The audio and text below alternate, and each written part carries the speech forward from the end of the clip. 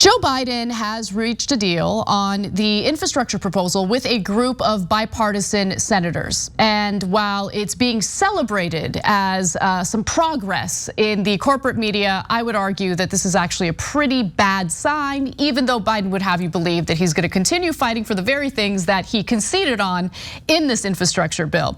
So first, let's go to this video of Joe Biden addressing the press on the deal, although with not many details. We have a deal, and I think it's really important. We've all agreed that none of us got what we wanted. I clearly didn't get all I wanted. They gave more than I think maybe they were inclined to give in the first place. But this reminds me of the days we used to get an awful lot done up in the United States Congress. We actually worked with them. We had bipartisan deals. Bipartisan deals means compromise. We agreed on infrastructure. We made serious compromises on both ends. There is, and they'll give you the numbers. But we did not, they did not, and I understand their position. Republicans and this group did not want to go along with any of my family plan issues, the child care tax credits, the human infrastructure that I talk about. And that we'll see what happens in a reconciliation bill in the budget process. If we get some compromise there, and if we can't, see if I can attract all the Democrats to a position. If you watched that video and didn't feel absolute doom, you're not paying attention to what's going down in politics.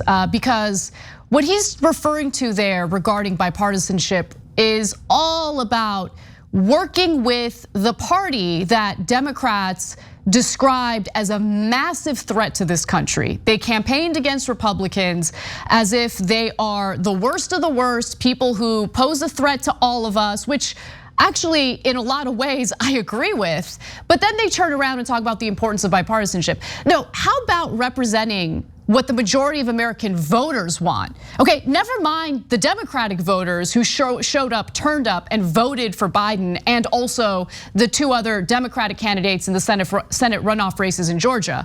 How about ignoring the obstructionist right wing in Congress and actually delivering to the Republican voters who find your infrastructure bill, your original infrastructure bill, incredibly popular? It's not just Democrats, it's not just independents, it's Republicans as well. And for some reason, we keep hearing from Democrats that we need to capitulate to the very individuals that they described as a massive threat to our lives during the last election. It's ridiculous.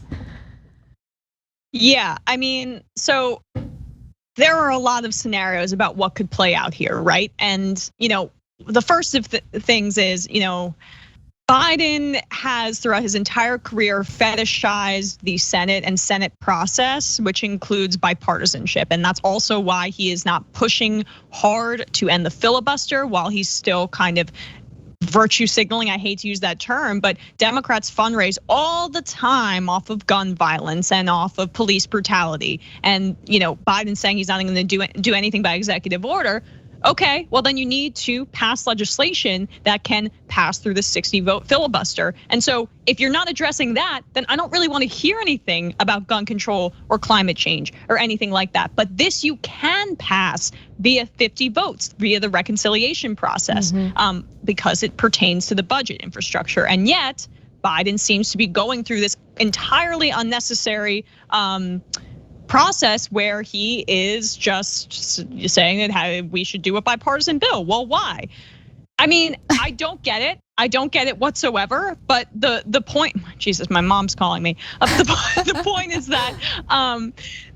that I mean, there is potentially some sort of plan in place, right? Pelosi's saying that she's not going to vote on this bipartisan bill unless there are two bills, the bipartisan bill and the reconciliation bill, unless they both pass the Senate. And Biden is saying the same thing. And the reconciliation bill would contain climate proposals, right? But I mean, I don't trust them. That's the problem. Right. If that were the case, and they're gonna do two bills, one, and they're just gonna handle infrastructure through the bipartisan process and then do a separate reconciliation bill, I'm like, okay, great, then we have two bills. But I don't believe you. I believe that they will eventually, as is their way, cave, and then they'll have one bill. Yep. And the one thing that's really saving them from themselves here is that Mitch McConnell is an obstructionist, and he is probably, if Biden signs on to something, not gonna say yes to it just because Biden signed on to it. So let's unpack everything that's going on, because I agree with your analysis and certainly with the part where you're skeptical of the Democrats actually passing a second bill through reconciliation. So first, what were the concessions? Everything, basically. Everything that we heard Republican lawmakers would agree to is what they're gonna get. Everything in regard to taxes remains unclear, because remember, there's been a lot of debate about the so-called pay-fors. Republican lawmakers wanna put the onus on American workers to essentially increase our gas tax and make sure that that regressive tax is implemented so corporations and the wealthy don't have to increase their taxes. Biden says that he will not, under any circumstance, sign on to that. So even today, with this announcement of a bipartisan agreement, we still don't know what they have agreed to in regard to the pay-fors. So there's that.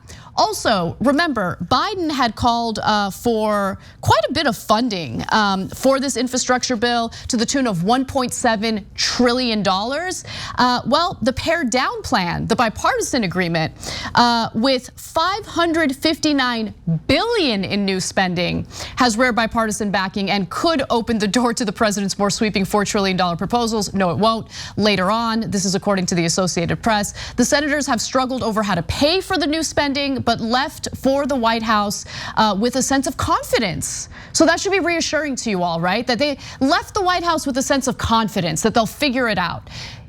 To me, that is a foreshadowing of regressive taxation to come, because there's no circumstance under which 10 Republican senators would sign on to legislation that would increase taxes on the rich. So I'm actually skeptical that this bipartisan agreement is actually gonna go through. Then you get to the second part of it, which is, all right, well, we've made all these concessions to Republican obstructionists in the infrastructure bill, but what we're gonna do is we're gonna pass all of our other priorities through a second bill, and we'll do it through reconciliation, which doesn't require 60 senators to vote in favor of it. We can do it through a simple majority.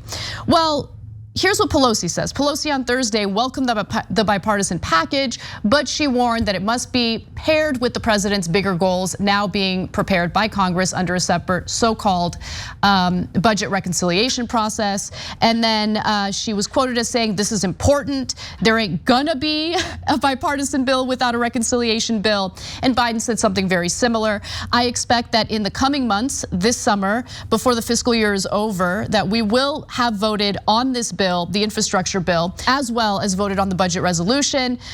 But if only one comes to me, this is the only one that comes to me, I'm not gonna sign it, it's in tandem. He's making it very clear that he needs to have both bills done simultaneously, one through a bipartisan vote, allegedly, the other through reconciliation, which will include things like childcare, free public college, some of the human infrastructure components of his original proposal that was rejected by Republicans. But in order for that to pass through reconciliation, Emma, wouldn't that mean that we would run into the same issues we ran into with Sinema and Manchin, not wanting to support the bill because it's not bipartisan enough? And I'm talking about the second bill.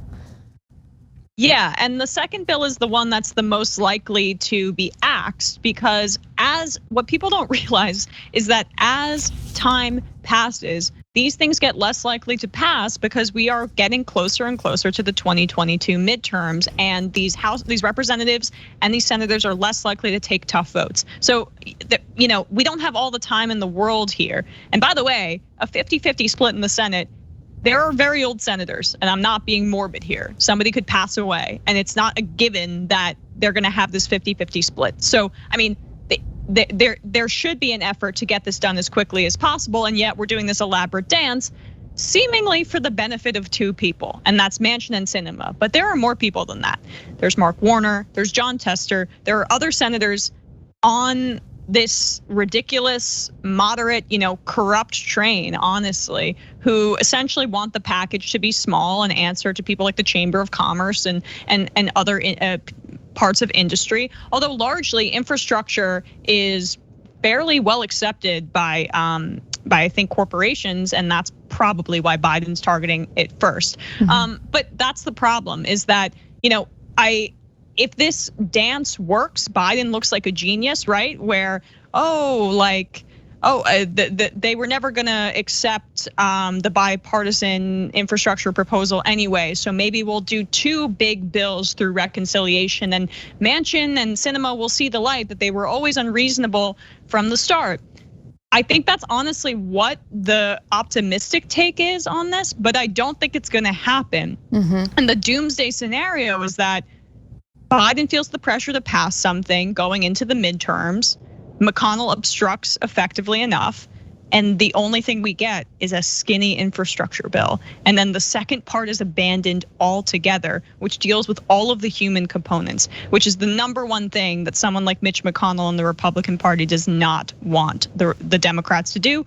One, because he wants to destroy the social safety net as much as possible ideologically, and that's what his donors tell him. And 2, it would be a successful political win because these things are popular, including elder care. I mean, you have Republicans going on air railing against elder care isn't a part of infrastructure, as if the average American cares what the actual definition of infrastructure is by Washington standards. They're all about the elder care part. So there are a lot of moving parts here, but I am concerned about the direction this is going, no doubt. Thanks for watching The Young Turks, really appreciate it. Another way to show support is through YouTube memberships. You'll get to interact with us more. There's live chat emojis, badges. You've got emojis of me, Anna, John, JR. So those are super fun. But you also get playback of our exclusive member-only shows and specials right after they air. So all of that, all you gotta do is click that join button right underneath the video. Thank you.